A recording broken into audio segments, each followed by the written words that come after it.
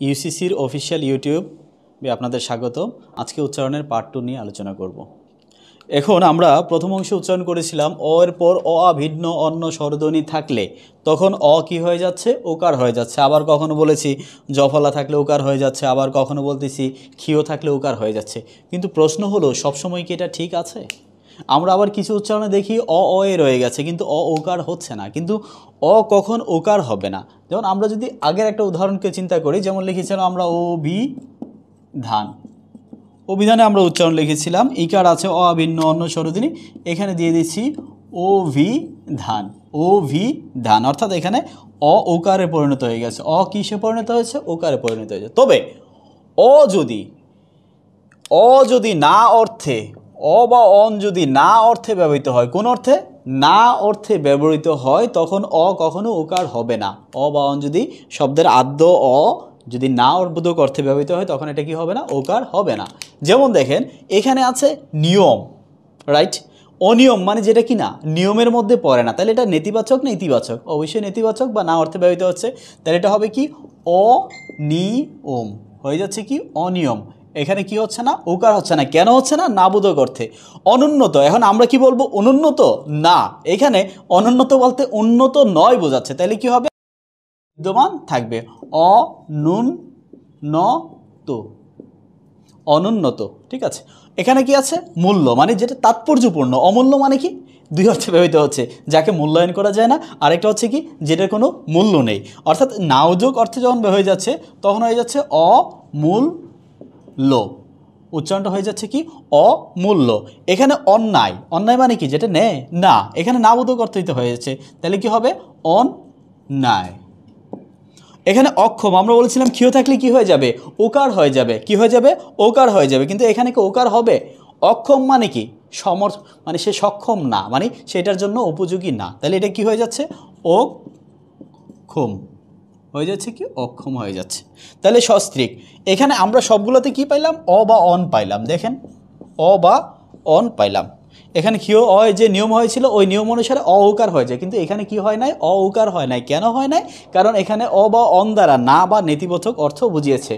আবার এই দন্তস্ব যখন শব্দের আদিতে থাকে তার মানে এটাও কি? অ। কিন্তু এখানে যে অব্যবহৃত হয়েছে সঙ্গে বা সাথে অর্থে, সঙ্গে বা সাথে অর্থে যখন বোঝাবে তখন এটা কি হবে না? ওকার হবে না। সস্ত্রীক মানে কি? তিনি স্ত্রীর সাথে। সপরিবার মানে কি? পরিবারের সহিত। সকৃতজ্ঞ মানে কি? কৃতজ্ঞতার সহিত আপনাকে নিবেদন করা হলো। তাহলে এখানে কি হয়ে যাবে? তারপর হবে কি? সস, দন্তস্ব হবে। কেন হবে? কারণ আমরা বলেছিলাম দন্তস্ব বা তালব্যর সাথে ত, থ, ন, র, ল যুক্ত হলে দন্তস্ব বিদ্যমান থাকবে, তাহলে সস্ত্রীক হবে। কি হবে? সস্ত্রীক হবে। সপুত্রক হবে, সপুত্রক। আর কি হবে?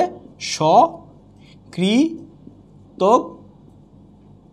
হবে কি? সকৃতজ্ঞ। অর্থাৎ এই স যখন সঙ্গে বা সাথে অর্থে ব্যবহৃত হচ্ছে তখন এটা কি হয়ে যাবে? ওকার না হয়ে অকার বিদ্যমান থাকবে। আচ্ছা, এখন আমরা দ্বিতীয় পার্টের যে অংশ আলোচনা করব, আমরা এতক্ষণ আলোচনা করছি আদি অ নিয়ে, এখন আলোচনা করব কি? মধ্য অ। অর্থাৎ আদি অ যে সকল কারণে উকার হয়েছে অনুরূপভাবে মধ্য অ একই কারণে কি হবে? ওকার হবে। যেমন দেখেন মাঝখানে অযুক্ত অবর্ণ আছে, যেমন এখানে আছে কি? ন, ম, র, র, ন, ম, ত, প, স। এখানে আছে ল, ক, স, দ। অর্থাৎ মাঝখানে আমরা একটি কারবিহীন ব্যঞ্জন পাচ্ছি। এই কারবিহীন ব্যঞ্জনটা কি হয়ে যাবে? ওকার হয়ে যাবে। কোন নিয়মে? অ ভিন্ন অন্য স্বরধ্বনি বা রফলা জফলার পরে থাকলে এটা কি হয়ে যেত? আগে থাকলে এটা ওকার হয়ে যেত। এখানে দেখেন আমরা যখন প্রণতি লিখছি, এই নয়ের পরে কি এই ইকার আছে? অ ভিন্ন অন্য স্বরধ্বনি আছে, তাহলে এই রফলা থাকলে তো উকার হয়ে যাচ্ছে আমরা জানি। এই আর এখানে হয়ে যাবে কি? নো, আর হয়ে যাচ্ছে কি? তি। কেন হচ্ছে? কারণ এখানে অ ভিন্ন অন্য স্বরধ্বনি ইকার আছে। তাহলে সুমতি কি হয়ে যাবে? সু মু পি। বিরতি কি হয়ে যাবে? বিরতি। কারণ এখানে সব জায়গায় কি ছিল? এখানে আদিতে সব জায়গায় দেখেন এখানে সবগুলোতেই কি ছিল? রস্বইকার ছিল। কি ছিল? রস্বইকার ছিল। অনুরূপ করে এখানে ধরণী কি আছে? ধরণী। তাহলে কি হবে? এটা ধরণী হবে না। দেখেন এখানে দীর্ঘইকার আছে। কি আছে? দীর্ঘইকার আছে। যদি দীর্ঘইকার থাকে তাহলে অ ভিন্ন অন্য স্বরধ্বনি, তাহলে অ ভিন্ন অন্য স্বরধ্বনির কারণে এটা কি হয়ে যাচ্ছে? ওকার হয়ে যাচ্ছে, তাহলে হয়ে যাবে কি ধরণী, হয়ে যাবে কি জ ন নি। কিন্তু মনে রাখবেন কখনোই কিন্তু উচ্চারণে দীর্ঘ ইকার হবে না, সবসময় কি হ্রস্ব ইকার হবে। তাহলে কি হবে র মো নি, রমণী। কখনো মূর্ধন্য হবে না, সবসময় দন্তন্য হবে, কখনো হ্রস্ব ইকার হবে না, আর কখনোই দীর্ঘ ইকার হবে না, সবসময় হ্রস্ব ইকার হবে। আচ্ছা এখানে আমরা আবার পাচ্ছি কি, এখানে দেখেন, তাহলে আমরা এখানে হ্রস্বকার বা দীর্ঘকার দুইটাই পাচ্ছি। দেখেন হ্রস্বকার দীর্ঘকার, অতনু উপকূল শতমূল। তাহলে আমরা যদি উচ্চারণটা লিখতে যাই তাহলে কি হচ্ছে, মাঝখানে কি পাচ্ছি, একটা অ পাচ্ছি। কি পাচ্ছি, অ, এর পরে অন্য স্বরজোর বর্ণযুক্ত ব্যঞ্জন আছে, তাহলে হয়ে যাবে কি অতনু, হয়ে যাবে কি অতনু, হয়ে যাবে কি অতনু, হয়ে যাবে উপকূল, হয়ে যাবে কি উপকূল, হয়ে যাবে কি উপকূল, হয়ে যাবে কি উপকূল। এখানে দেখেন দীর্ঘকার আছে, কি আছে দীর্ঘকার আছে, কিন্তু উচ্চারণে কখনোই কি হবে না দীর্ঘকার হবে না, উচ্চারণে কখনো কি হবে না দীর্ঘকার হবে না। তাহলে এখানে অ আছে, তারপরে কি অভিন্ন অন্য স্বরধ্বনি আছে, তাহলে এটা কি হয়ে যাবে শতমূল, হয়ে যাবে কি শতমূল হয়ে যাচ্ছে। আচ্ছা আমরা এখন দেখলাম যে কি আছে, এই হ্রস্বইকার দীর্ঘইকার, এই হ্রস্বইকার দীর্ঘইকার বা হ্রস্বকার দীর্ঘকার বা রিকার, এগুলো থাকলে আমরা জানতাম আদ্য ওকার হয়ে যাচ্ছে। এখন আমরা দেখি, আমরা আবার বলেছিলাম জফলার কথা, যদি জফলা থাকে তাহলে আদ্য কি হয়ে যাচ্ছে, ওকার হয়ে যাচ্ছে।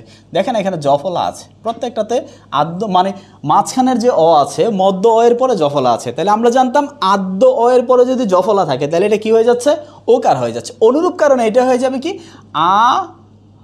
আলস্য, কি হয়ে যাবে আলস্য, হয়ে যাবে কি আলস্য, হয়ে যাবে কি অকথ্য,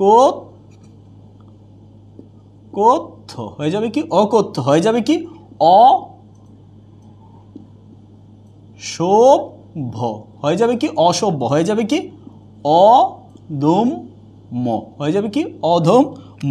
এখানে দেখেন আমি বলেছিলাম যদি দ্বিত্ব হয় তখন একটা হচ্ছে যে অল্পপ্রাণ, আরেকটা হবে কি মহাপ্রাণ, দুইটা মহাপ্রাণ বা দুইটা অল্পপ্রাণ দেওয়া যাবে না। আর এখানে কি আছে দন্তস্ব তালবর্ষ হবে, কারণ দন্তর সাথে র ত ন ল কোনো কিছু যুক্ত নাই। তাহলে জফলার কারণে কি হয়ে যাচ্ছে, মধ্য অ ওকার হয়ে যাচ্ছে, মধ্য ওকার হয়ে যাচ্ছে, মধ্য ওকার হয়ে যাচ্ছে, মধ্য অ ওকার হয়ে যাচ্ছে। এখানে এই ওকার, এই ওকার, এই ওকার, একার। আবার এখানে বলেছি কি অভিন্ন অনুসর্জনের যেমন রসাইকার কারণে এখানে ওকার হচ্ছে, ওকার হচ্ছে, ওকার হচ্ছে, ওকার হচ্ছে, এই হচ্ছে মধ্য অয়ে কখন ওকার হবে।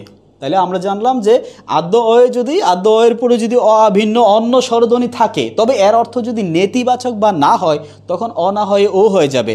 আর আদ্য অ মানে যদি স থাকে সঙ্গে বা সাথে অর্থে তখন এটা কি হয়ে যাবে, ওকার না হয়ে অকারে বিদ্যমান থাকবে। আচ্ছা দ্বিতীয় কথা বলেছিলাম মধ্য, মধ্য এর মধ্যে কি হবে, আদ্য অয়ের যে সকল নিয়মে আদ্য অ ওকার হয়ে গেছে ঠিক অনুরূপ করে মধ্য অ, মধ্য অয়ের পরে অভিন্ন অন্য স্বরধ্বনি বা জফলা রফলা থাকলে এটাও কি হয়ে যাবে, ওকার হয়ে যাবে। দ্বিতীয় অংশে আজকে এখানেই শেষ হলো, পরবর্তী অংশ দেখার জন্য আমন্ত্রণ রইল।